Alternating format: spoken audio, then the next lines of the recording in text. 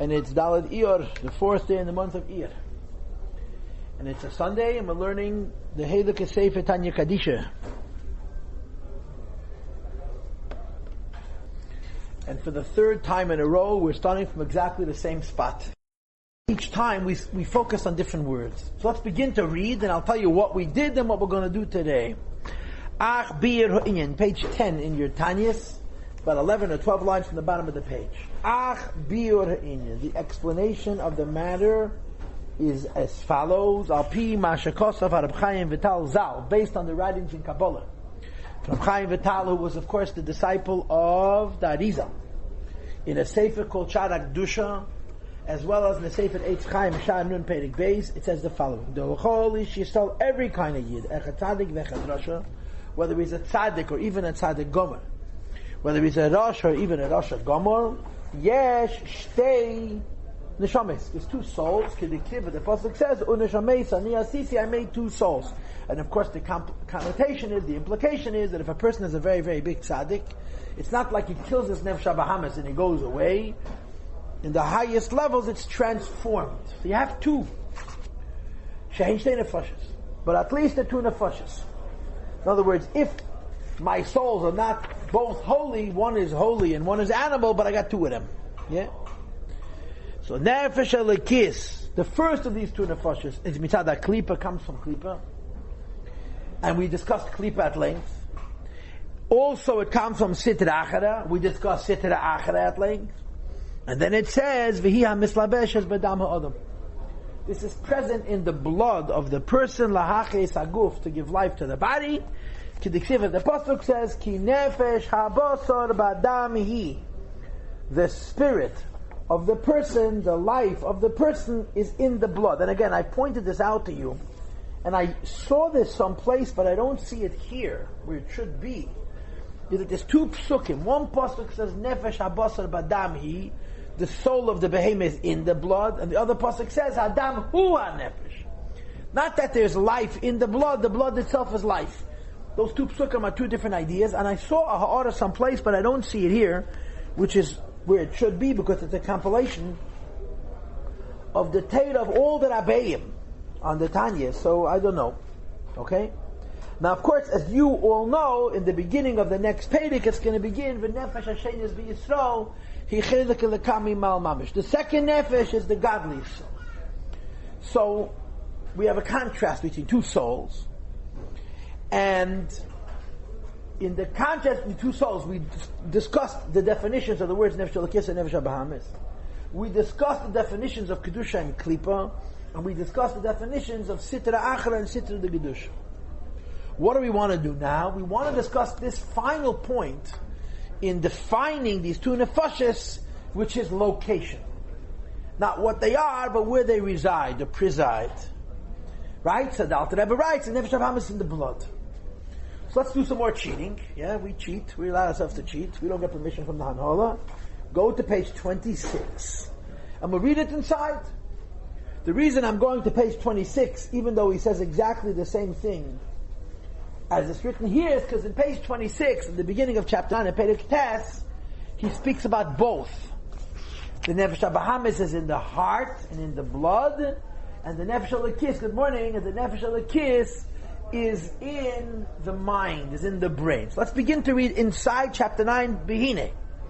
Mekeim Mishkan Nefesh HaBahamis, the place of the seat of the animal soul, Shemeklipas Nego, which comes from Klipa, B'chol Ishmi Yisrael, from every single Jew, who belev is in the heart, and specifically B'chol Asmali, the left ventricle of the heart, Shu Molei Dam, which is full of blood, Uksiv, and the pasuk says, you see here he brings the other pasuk, Hadamu HaNefesh, right? What does it say in chapter 1? What's Sheidah? Nefesh HaBasar Badam, right? In Perek Aleph it says the soul is in the blood. In chapter 9 he brings the blood is nefesh. You figure this all out. The Chayna brings the pasuk, that's not pasuk, but the psukim must steer it. V'lachein, therefore, kol ha'tayvus v'yispayros v'kas, all desires, which is chesed, and boasting, which is teferes, and anger, which is gvura, v'demein and the like, he believe, are in the heart. Umehalev, he mispashtet b'chol haguf, from the heart they radiate to the whole body, V'gam eila lameach shabarasha. And he tries to squeeze himself, to push himself into the brain, to fog the brain with passions, that the brain should also think like a behemoth. Okay? L'chashev u'laharer behen u'lischakam behem k'mei shadam mekeri belev. Just like physically, the blood begins in the heart, and it goes from the heart to all the limbs. And from the heart it goes up into the brain. Now, of course, we know that the blood doesn't come from the heart. The blood comes from the liver, or more precisely, the blood actually comes from the blood marrow, right? So when it says that the blood comes from the heart, because the emes says the blood comes from the kaved, the potato also, not just api biology.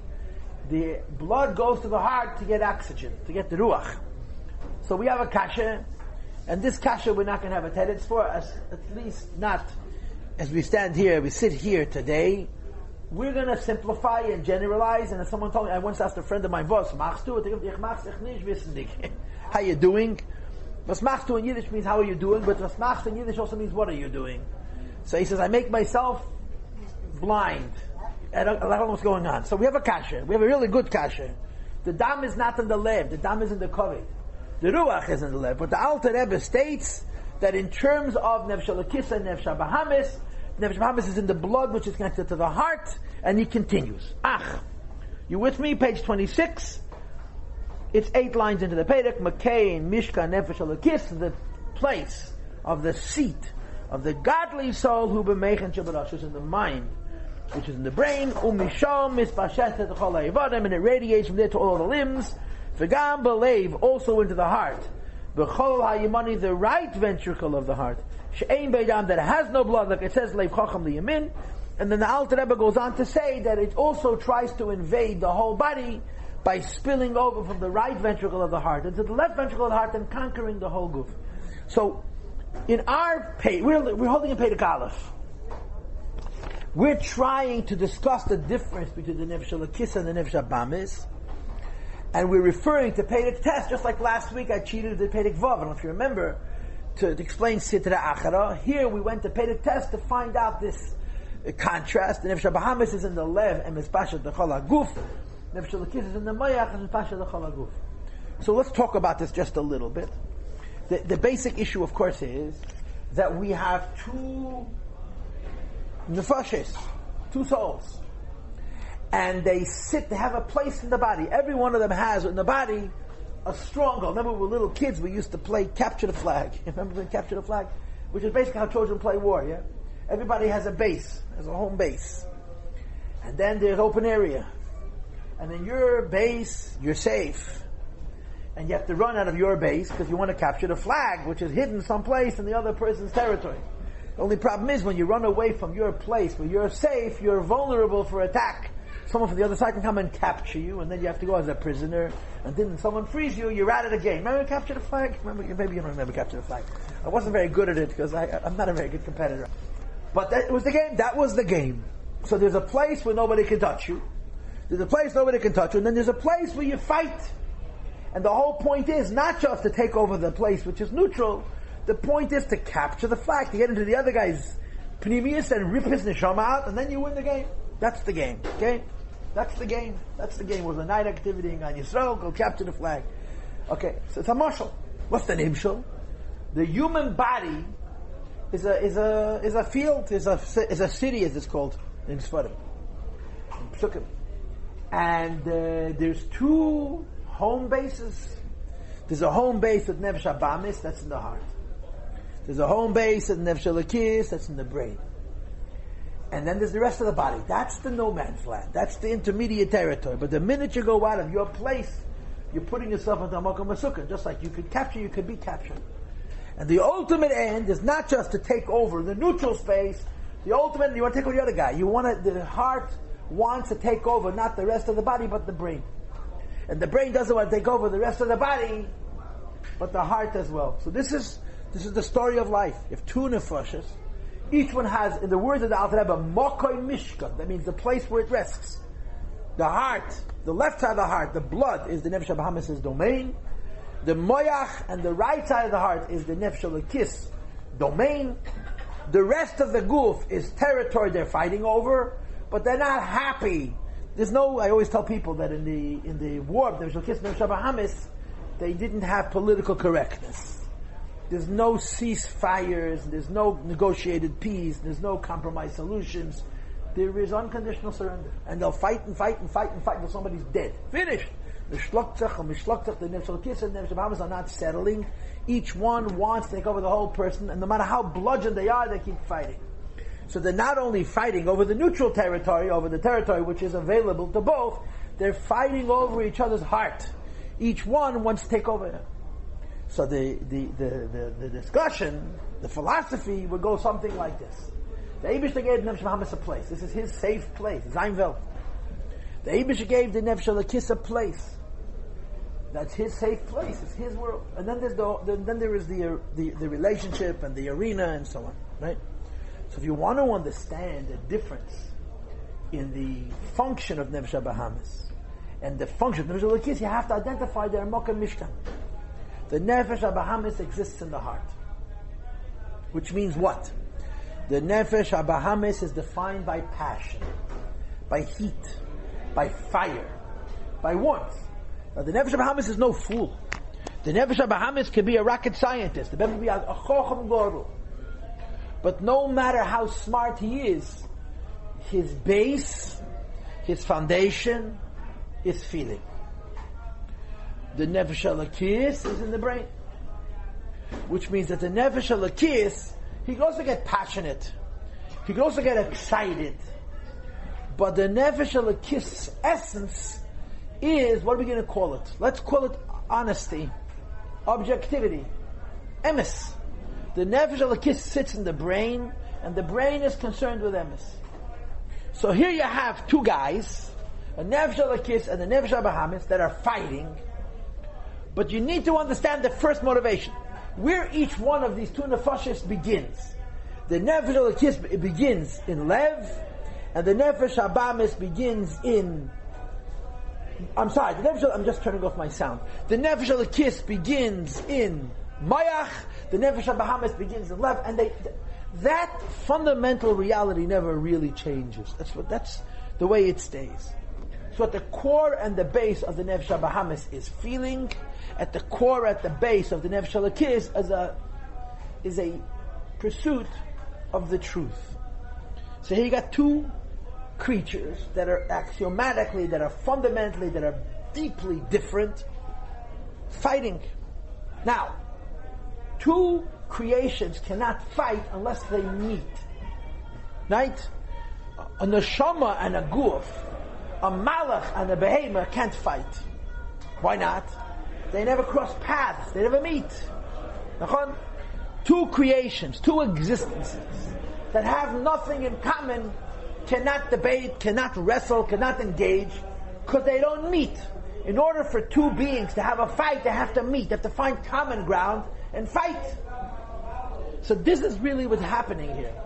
The Nefesh Bahamis, his essence is passion, but in order to engage with the Nefesh Elokis, he becomes like an Chochem. He's a smart guy. Why? He's going to debate with the Nefesh Elokis. The Nefesh Elokis is defined by the pursuit of Chochmah, the pursuit of emes. The behemoth wants to argue with the Adam, he's going to come up with an Adam argument. And the Adam is fakert. The Nefesh Elokis sits in the brain, and he's in the pursuit of truth, emes. And as such, feelings and passion are far less important to him. What matters to him is what's true, how edel and it's fine. But if he's going to meet the Nefesh Bahamis, he has to become excited. Because in order to meet a creature whose essence is passion, he has to speak his language. So this is what's going on here. The Nefesh Bahamis begins with passion, but he works towards ideas. Ideas that are going to support his passion, and ideas that are going to allow him to engage with the ideas of the Nefesh Elokis, to corrupt the Nefesh Elokis, that the Nefesh Elokis should think like he thinks. And the Nefesh Elokis is exactly the same thing, but the other way around. The Nefesh Elokis is in essence a brain, a seichel, an intellect, and in as much as it's a brain, in as much as it's a seichel, in as much as it's an intellect, it's cold. But in order for the Nefesh Elokis to meet the Nefesh Bahamis, he or she has to speak the language of Nefesh Bahamis, which is the language of Regesh. So it's interesting. How is it interesting? The Nefesh Bahamis is in the blood. That means he's a creature, or she's a creature of passion that uses ideas to present the passion in his war with the Nefesh Elokis. The Nefesh Elokis is an intellectual, is about seichel, is the pursuit of emes, but it has to use passions in order to engage with the Nefesh HaBahamis. And this is where the battle takes place. The battle takes place in the ideas of the Nefesh HaBahamis and the feelings of the Nefesh Elokis. Each one you have to find a weapon that you can lock horns with your opponent. You have to meet the opponent. So Alter Rebbe says Nefesh HaBahamis begins in the heart. Blood, fire, passion. The Nefesh Elokis begins in the brain, which means passion is not the issue, the truth is the issue. And this is the war that goes on between the two. Right? So now, how do you say this in the modern world, in the modern language? So I'm just going to give you an illusion, a form, a muscle. That's all this is. This is not Teres Emes, but I think it'll help appreciate the idea. There is an English word which serves a lot of people a lot of good in a lot of ways, including what they call self-service, serving yourself. That word is sincere. Is sincere good or is sincere bad? Huh? Sincere. It depends what you're sincere about. If you choose an evil form, when you're sincere about something evil, you're taka sincere. You understand? You are preoccupied with something. You're dedicated to a cause. You believe in the cause. And your cause is corrupt. So sincerity is what? Sincerity is what? It's a tool. Sincerity can serve emes, and when sincerity serves emes, it represents the emes. And when sincerity serves sheker, it camouflages the sheker, right? When sincerity is employed to represent the sheker sheker is convoluted. The sheker is complicated and becomes devious and deceptive because of the sincerity. When a person believes in a cause and their cause is false, so they use a pretense, they use a sincerity, they use a chayis to give emes to their sheker. And this is essentially what's going on. Yeah, Nefesh Elokis speaks emes. Nefesh Elokis speaks emes, but he speaks in a very soft voice. The Nefesh HaBahamis speaks sheker. He speaks in a very loud voice. Where do they meet? They meet on the battlefield of sincerity. The Nefesh HaBahamis sincerely believes in animalism. So it's not just I'm a behemoth. It has a certain sensitivity to it, a certain emes, or a pretense of emes. The Nefesh Elokis is trying to present its emes, which is by itself so quiet and so subtle, in a form that will appeal to the behemoth. And of course, there's a judge in this battle, where the Nefesh HaBahamis that begins in the blood is presenting itself to the Nefesh Elokis.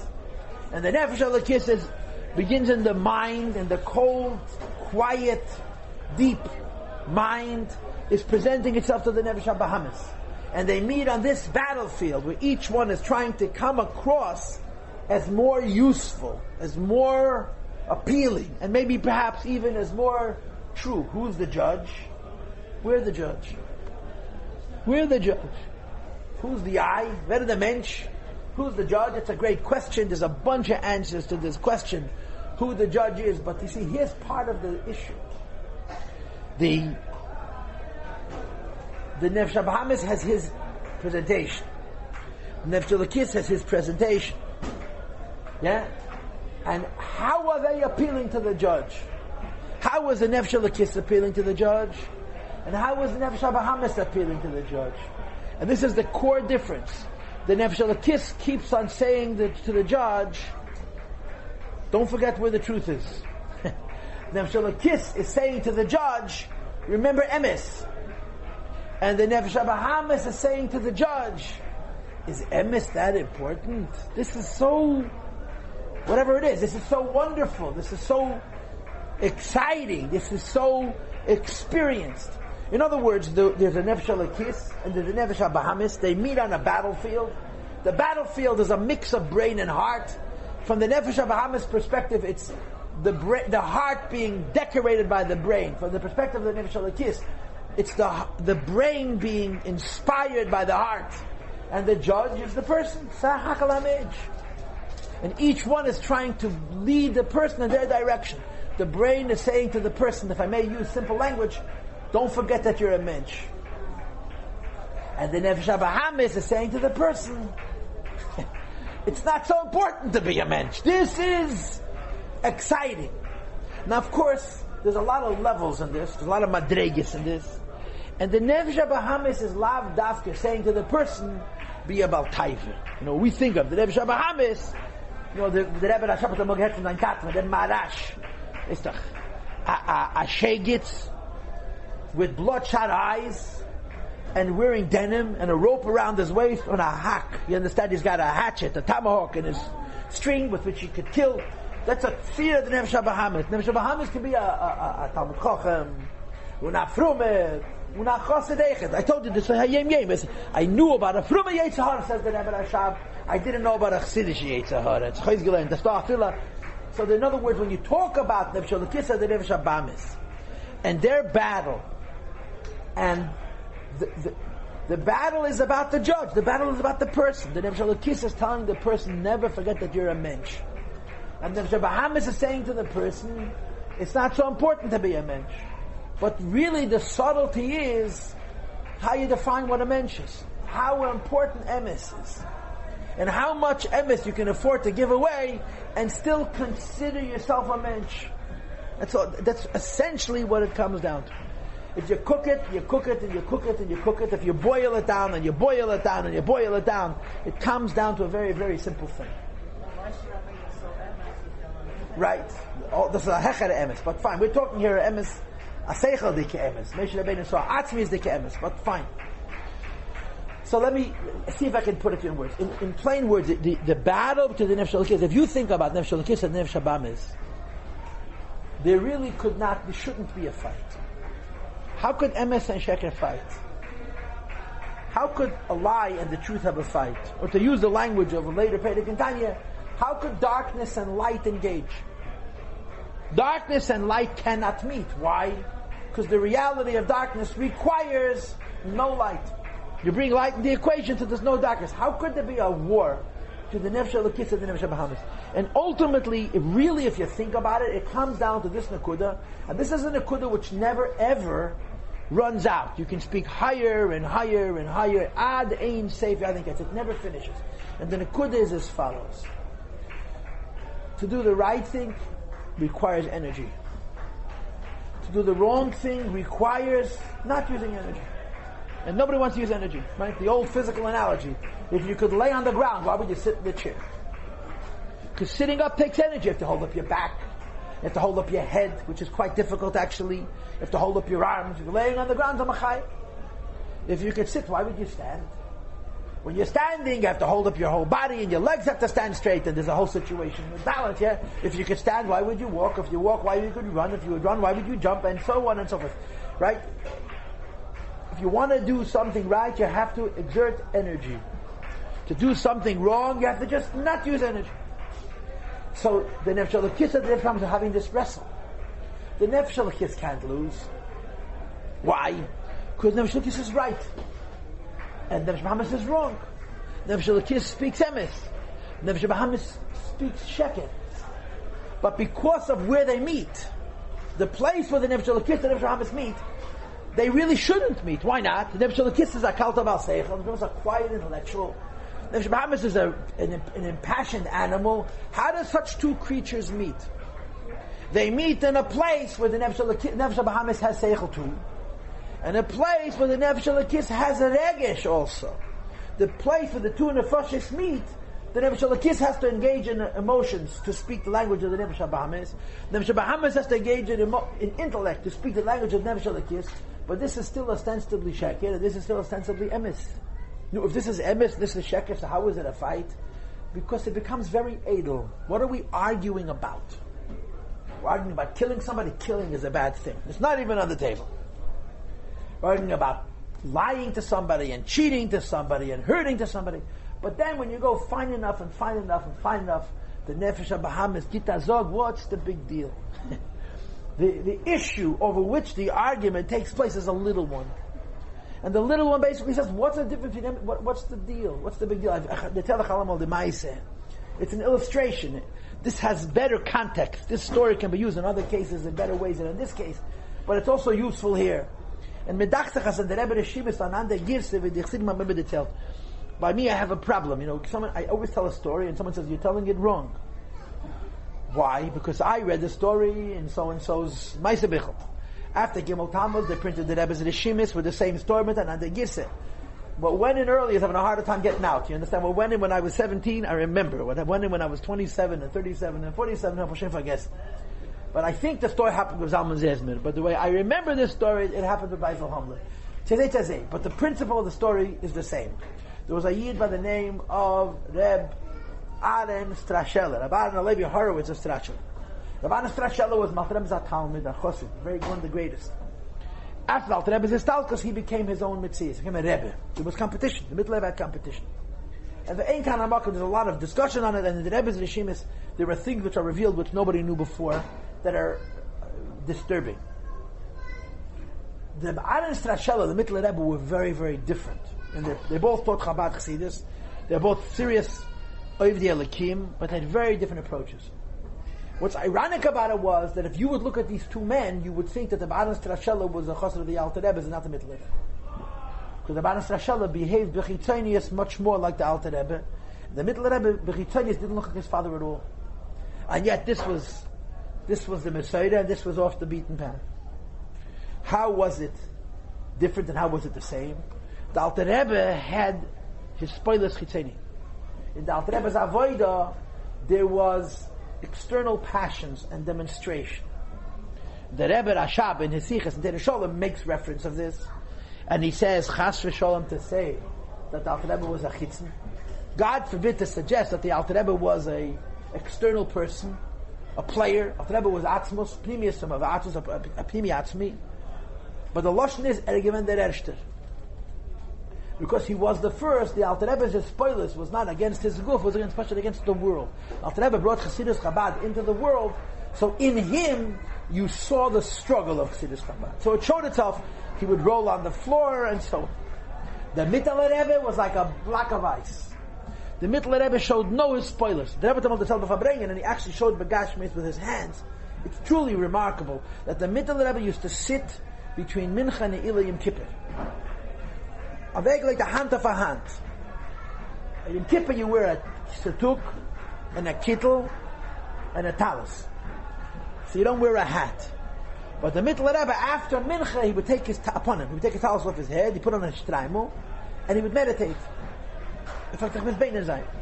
Afterwards they said Ne'ilah. The shtraimel, the Mittel Rebbe, is like you see the picture of Tzemach Tzedek, a spitzike shtraimel, like this.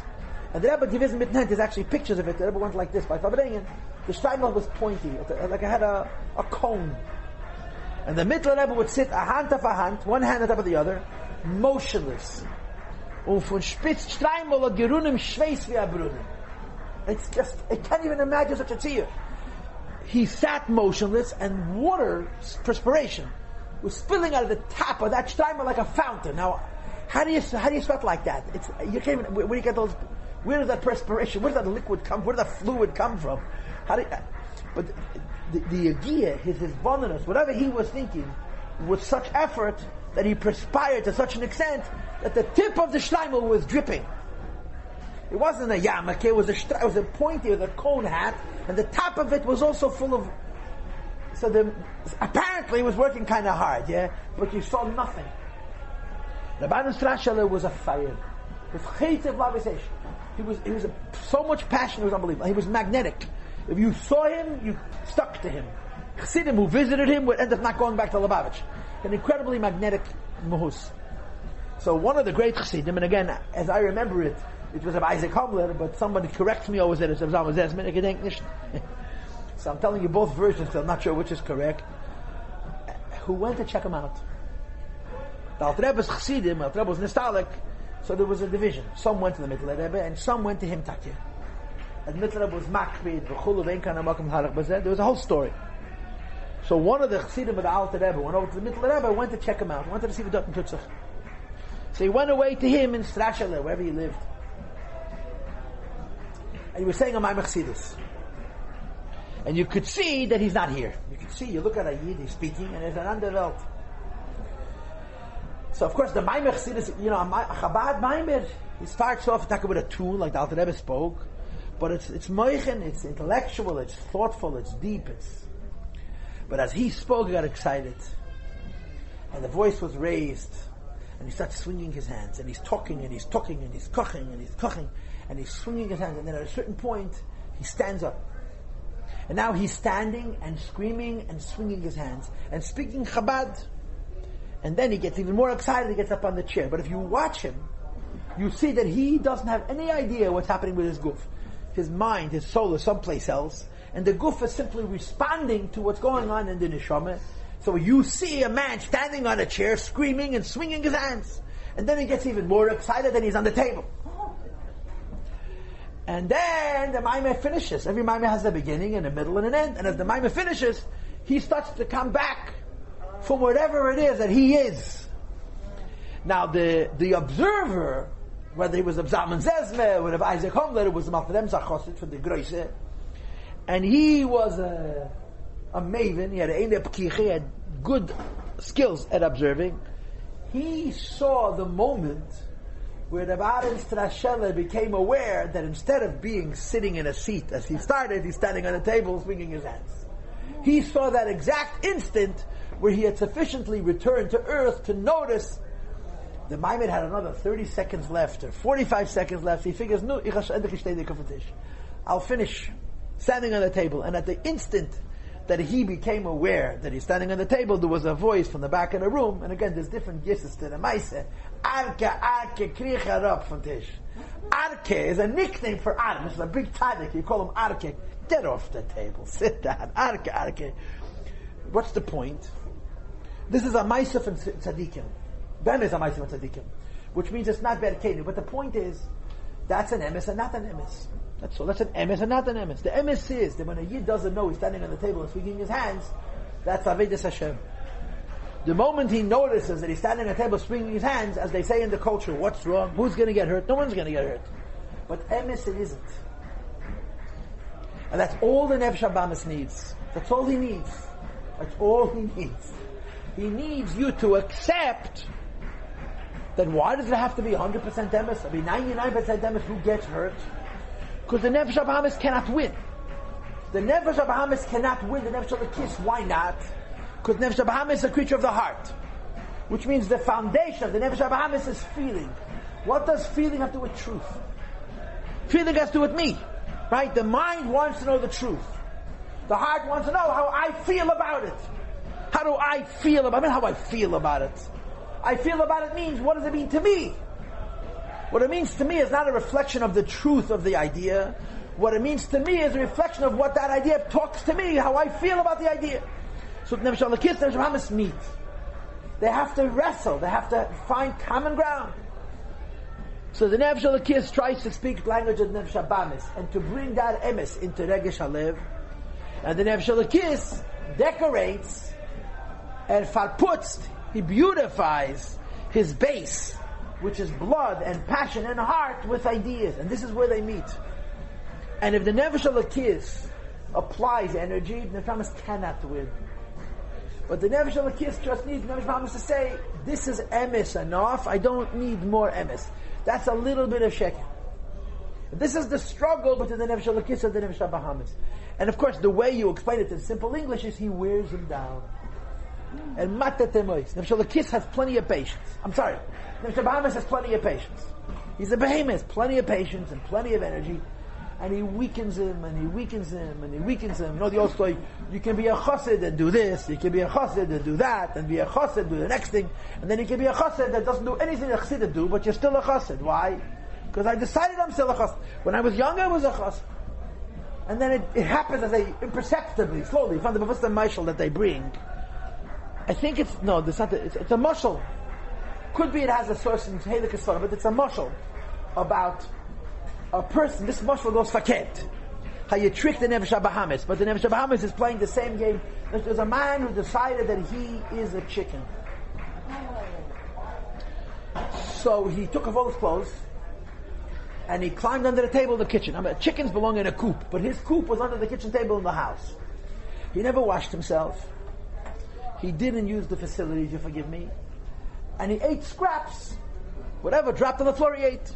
Ungekrayet. You understand what that house looked like, what that house smelled like, what that house felt like? A person acting like a chicken. And there was no talking to this guy. He's a chicken. He was a chicken. So when they realized that they're not gonna de-chicken him, they're not gonna talk about him being a chicken, so a chacham came along with a different answer. He joins him under the table. He's also a chicken. And he's also in the same way, no clothing, doesn't wash himself, doesn't go to the bathroom, he eats scraps. But every few days, he violates the laws of chickens a little bit. He cleans himself, puts on some clothing, he starts eating like a mensch. And the other chicken says, "Was war a chicken bist du?" He says, "Look, you see, you can do these things and still be a chicken." So eventually he was sitting at the table eating with a fork and knife, but he's a chicken. This one dish. This is really what's happening to the Nefesh Elokis and the Nefesh Habamis. There's only one goof. There's one goof. And they're fighting over this goof. The Nefesh Habamis wants to make the person into a behemoth. What does that mean into a behemoth? Into a behemoth means where emes doesn't matter. Behemoth, behemoth doesn't want to apply energy. The behemoth could work less hard. The behemoth could work more hard. The behemoth says, "Why should I work hard? I can work less hard." The whole idea of the Adam, of the Nefesh Elokis, is it has to be perfect. It has to be perfect and has to be precise. There's work. And the battlefield that they meet on is a battlefield of frustration. There's a word for it, attrition. You wear him down. You weaken the resolve of the Nefesh Elokis. The Nefesh Elokis has the opposite issue.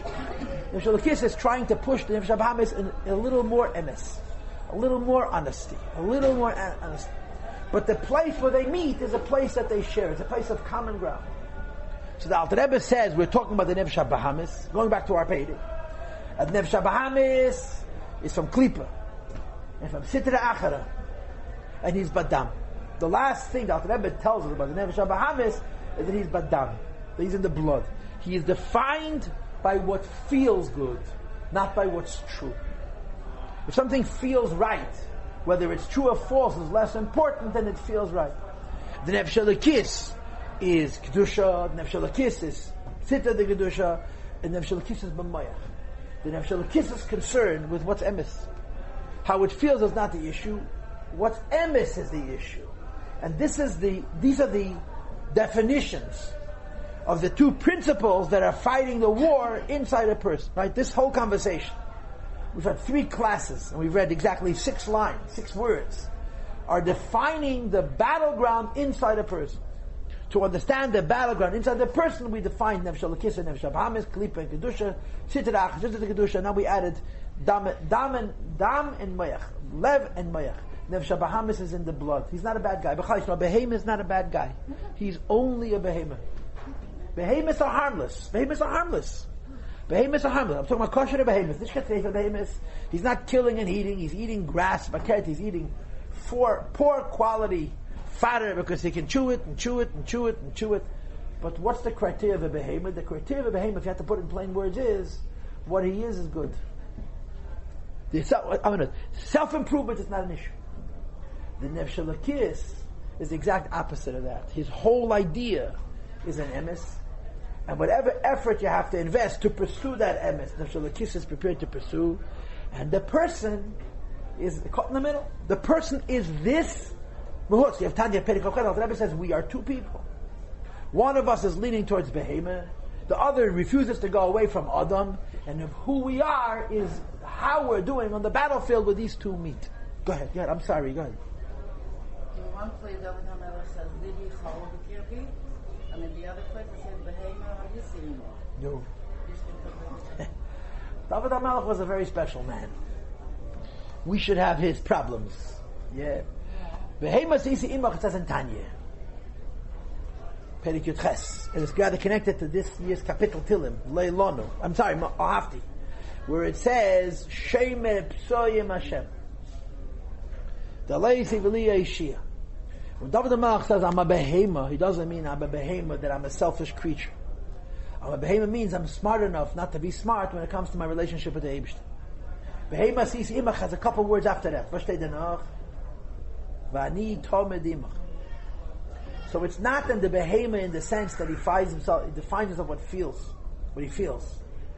Doesn't make a difference if what he feels is true or false, but in the sense that he's able to say, in your relationship with the Eibishter, you're better off being not smart than being smart. Go ahead.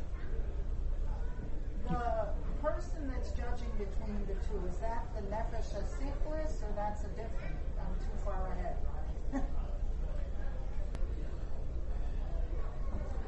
All I have to do is say yes. You'll be happy and everyone will be happy. This conversation will be over. To be happy. No, I've got to know the truth. I'm an action. And I think I've inherited actionist. It's not, this is not... You see, I want to tell you why I don't want to tell you yes. I want to tell you why I don't want to tell you yes. The reason I don't want to tell you yes is because we are not learning philosophy. We're learning life.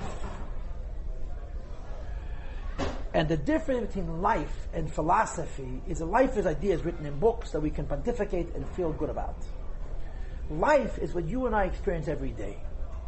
You know, I'm in the philosophy business, which for all intents and purposes makes my profession useless and unnecessary. But this is what I do. I make a living. I mean, I'm joking. I'm being a little bit sarcastic. But yeah, I live in the world of ideas. And I teach people ideas, especially young people. Young people are very driven, they're very curious, they're very intellectual, but they're also unschooled. They don't have intellectual skills. They don't know how to listen, they don't know how to process, they don't know how to contemplate, and above all else, they don't know how to muse. They don't know the idea that sometimes you don't have to answer a question. Just think about it. Let it come to you. Which means that when you're teaching young people certain things they cannot get, because they're too sensitive intellectually now to answer. You have to muse. It doesn't, teenagers, the word muse is foreign to teenagers. Muse for a teenager is watching a movie. Muse means to let an idea sit in your head. Let it percolate. Let it just sit, schweig, listen. So the example, the classic conundrum you get into with people, and especially young people, is the question of free will. Do you have free will? You don't have free will. Most people who start the conversation about free will never end. You know why? Because before the conversation started, both people were 100% right, and that's the way it stays. Nobody listens to anybody. You can't have the conversation. So what I do with free will, I give him an article. I say, here, read it. So he can't argue with me because it's a piece of paper. So he reads what I said, and I'm not around for him to tell me I'm wrong. By the time he meets me again, he actually, by default, mused, and sometimes he actually heard what I had to say, and usually not, but that's the story. People say, I don't know free will. Free will, shmiwa, So I want to ask a dumb question. You went to the store, and you bought a Danish. Did you choose it? Did you pick? I don't know, there's Danishes in the Danish store, yeah? I don't know if anybody's eating Danishes anymore. Maybe you're supposed to do it when no one is looking, because it's not bad for business. But people are still buying Danishes, the bakery is still open. Yeah. Did you choose a Danish? So you start getting crazy answers like, well, I think so, it felt that way, but. So I'll say such dumb things that I don't understand. If it felt like a choice, why do you, maybe it was a choice. Why do you have to assume it wasn't? So they start telling you what they read in books. To me, they're books. What's your life experience? Did you choose a Danish? Of course you chose a Danish. No, but you don't understand. Yes, I do understand. You don't understand. So then they get very nervous and very upset. A rabbi doesn't have any brains. We're philosophers. And of course, the end of the story is life is not philosophy. Life is lived. And it's the same here. Who chooses? You choose. Who are you? When I tell you good morning and you turn your head and say thank you, that's who chose. You have to give him a label. You only have to give him a label if we're talking about something that isn't real. If we're objectifying, if it's not about me, it's not about you, it's about some esoteric creature out there, we have to put him on a label. In the human experience, the Alter Rebbe does not mention the Nefesh HaSichlis in Tanya. Oh, from some teacher who's a philosopher. That's who. The Nefesh HaSichlis is mentioned in Chassidus. And I think I think it's Tzemach Tzedek brings it. The Rebbe Rayatz really discussed Nefesh HaSichlis. I think it even has a mock in Alten Rebbe. There is a Nefesh HaSichlis. The Rebbe brings it in the Sichis. So I'm asking you a question. Why did the Alter Rebbe not put Nefesh HaSichlis into the Tanya? So that rabbi, or Rebbetzin, whoever he was, poor guy, he's not here to defend himself, had some convoluted explanation. I can go in now, at this point, I can go in two directions. I'll be right on both paths. I'm going to say a very simple thing. The Alter Rebbe does not bring in Nefesh HaSichlis into Tanya because he doesn't want you to make yourself into a piece of philosophy. You're not a philosopher, you're a person. You know, the story with the Tzemach Tzedek, it's a simple story, but it's a real story. Yeah? Tzemach Tzedek was a little boy. You heard the story 1,000 times. He was sitting on the Alter Rebbe's lap, and he was playing with the Alter Rebbe's nose. Oh. And he was saying, Zayde, to the Alter Rebbe, does what you did. Says, this is not the Zayde, this is the Zayde's nose. So he grabbed the Alter Rebbe, got Grace Bremen. You see in the pictures, big eyebrows. So he grabbed one of Alter Rebbe's eyebrows and said, Zayde. So the Alter Rebbe said, this is not the Zayde, this is the Zayde's Bremen. So he grabbed one of those payas. Alter Rebbe gave the payas. And the Alter Rebbe said, this is not the Zayde, this is the Zayde's payas. So he grabbed the Alter Rebbe's beard. Anyway, he wasn't going to win that round, and finish it. So he went into the next room, and he threw something on the ground, and he started to scream, as if he had gotten hurt. Zayde! And Alter Rebbe came running in to see what happened to him. He says, Otta the Zayde. Now you can't deny it, because I didn't call a nose, and I didn't call eyebrows, and I didn't call payas, I called Zayde. The Zayde came, that's the Zayde. So who's the Zayde? The Bremen. The same is true in human experience. When we talk about life, and we talk about the fight, Yitzhahar and Yitzhatev, and we talk about ourselves, there's clearly three things. There's the Nefesh HaBahamis, Nefesh HaLakis, and then there's I. You want to put a label on him? The label is whatever you think you are, that's you. What does that mean? Whatever you think you are, that's you. I'll tell you exactly what it means. The you that knows the differences between laziness and not laziness. The you that every minute of the day can do the easy thing or the hard thing, and sometimes says, today I'm going to be lazy. And sometimes says, nah, today I'm doing the right thing. That's you. And ultimately it goes to the highest levels of the neshama. It's much higher than the Nefesh HaSichlis. But I think that when we philosophize about the Tanya, we dispersonalize the Tanya. The Tanya is saying real things. As they say in the culture, let's keep it real. Let's not protect ourselves, Nefesh by making it into concepts. Does a person have free will? Do you think you have free will? Do you feel like you have free will? When you buy a house, you have free will. You buy a car, you have free will. How come when it comes to a mitzvah, you have a doubt? It's not complicated. Okay, we're going to take a break and learn a mind.